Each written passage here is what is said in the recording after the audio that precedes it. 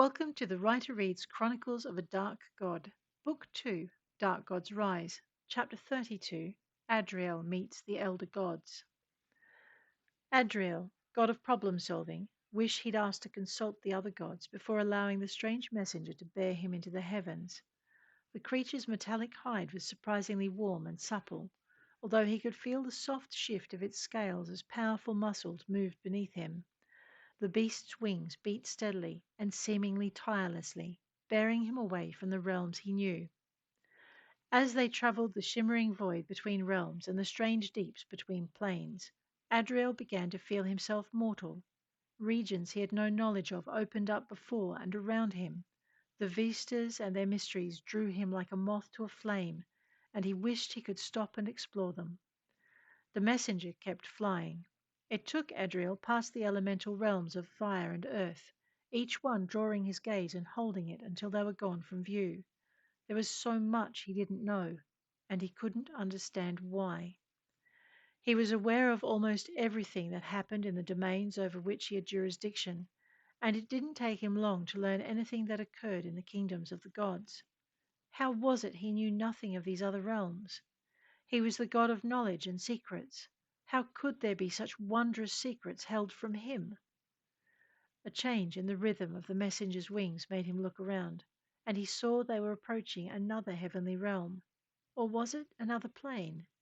He stared harder. Another plane of existence, and he hadn't known it was there? This plane gleamed like all things that shone, yet it contained every shade of darkness as well. Colours flowed, mixing where they touched, mingling through each other in rivers, swirling pools, and streams. The light intensified as they neared it. Adriel saw he was observing not a realm, but a wall, a shifting, ever changing wall. That such a barrier should exist without his Close your eyes, the messenger commanded. Close them, and do not open them until I tell you it is safe. Do not open them, no matter what you feel. Very well, Adriel replied, and shut his eyes tightly. He almost opened them again when something brushed against, no, all over him. Many things, strands of mist, tendrils of what might have been webs or energy, caressed his skin. The temperature soared and plummeted around him. Ice and storm lashed past him, and flame as hot as the core of a volcano scored one leg, and he cried out. Keep your eyes shut, the messenger snapped. And Adriel wondered how the creature managed to speak within his mind and ears to still be heard above the whirlwind of sound around him. If it hadn't, he'd never have heard its warning. Touch and temperature, pain and pleasure, all flowed over him as the messenger bore him through the wall. Sound assaulted him as well. Roaring, musical, cacophonic sound confused hearing and thundered through his head. Sound with the delicacy of little bells or thready flutes threatened to make him weep, and unintelligible bellows of rage made him cringe. He wondered if he'd ever hear again. Then, as suddenly as it had begun, all sound ceased. All sensation stopped. All temperature disappeared. He felt nothing, heard nothing, sensed nothing, and fought the urge to open his eyes just a crack. He could not even feel the messenger carrying him. Nothing moved beneath him, yet he did not fall. It was like riding the void in a sea of nothing. There was no ripple of wing or shoulder to be felt against his legs, no draught of air from powerful downbeats, and again he resisted the urge to open his eyes. He almost failed when sound returned, roaring around him in a sudden blast of near physical noise. Temperature flared in a dozen different degrees. Touch tore at him, tantalized him, and seared against him. And the messenger's voice echoed inside his mind. Keep your eyes closed. And well done, it said. We have only a little further to go. This time, Adriel tried to reach out to it, to communicate with it, anything to know he was not alone. Silence, the creature ordered, and the god subsided. The bombardment on his senses continued for what seemed an eternity, and then silence fell. With it arrived peace and the gentle touch of a breeze against his face as the messenger's muscular form rippled beneath him. You may look now, the messenger told him. Why could I not look before? Adriel asked. The messenger gave him the reply he expected. The colors would have blinded your eyes, even though you are a god, and the images would have driven you to madness. It is why this realm is never entered, save by invitation. You invited me here? Adriel asked. The messenger snorted, the sound making its body jerk alarmingly beneath him. Adriel tightened the grip of his knees against the beast's sides. I did not, it retorted, turning into a wide descending circle as it added, I carry you to those who demanded your presence, and you will meet them soon. They dropped through clouds, Adriel noticing how much these clouds were similar to the ones he summoned to his home. A little turbulence shook them, and the messenger grunted with effort as his wings beat against it. The cloud gave way to clear skies, and the messenger extended his wings into a glide and bore Adriel to the ground. They landed in a smooth marble courtyard before a building made of the same kind of stone. The messenger lowered its chest to the ground so Adriel could dismount. I will come for you when you have finished speaking with the elder gods, it told him. Wait for me here. Adriel turned and favored it with a deep bow. Many thanks, messenger, he replied. Approach the doors, the messenger instructed, rising once more to its feet. They will allow you to entry. Listen well to those who have called you to attend them. Again, Adriel bowed, this one a slight movement to show respect. Many, many thanks, messenger, he repeated. The messenger snorted and bobbed its head in acknowledgement, then turned away. Adriel heard the rasp and scrape of its claws on the marble as it left.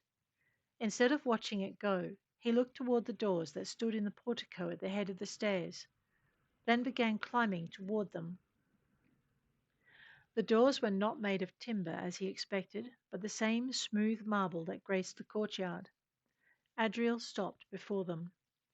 They remained closed, and he turned to look for the messenger, but the creature was nowhere in sight. Adriel frowned. He hadn't heard the creature leave, by wing or otherwise.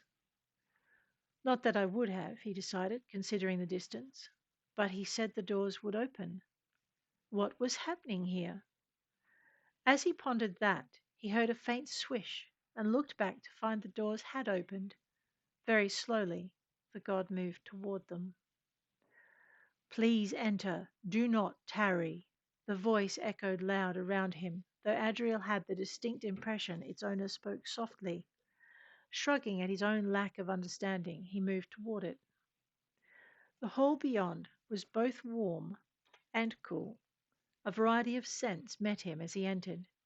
He looked slowly around the building as he stepped past the doors and fell to his knees. The sight of the beings that awaited him filled him with awe. The sensation of their presence filled him with wonder. He was not sure he could stand in this place of their power. The same powerful voice spoke again. Rise, it commanded. We do not require your obeisance. It's not good for gods to worship one another, even if one god is older. Adriel raised his head and slowly rose to his feet. My lords and ladies, he said, you have commanded my presence. How may I serve you? The being that had spoken shook its head, and Adriel thought it smiled. Adriel wasn't sure he could bear it. Again, that softened voice washed over him. It is how we may serve you, the deity said, and I fear we have badly failed you. Failed me? Adriel asked, amazed. Failed you, and all your pantheon, the other replied. Look around you. Adriel obeyed, glancing quickly at those who'd gathered, yet remained silent and still. No, the speaker remonstrated when his gaze returned to it. Truly look. This time, Adriel looked slowly at each of them. All were humanoid in shape, but he doubted that was their only form. The speaker was a large, muscular being made of dark brown flesh streaked with sudden flashes of color.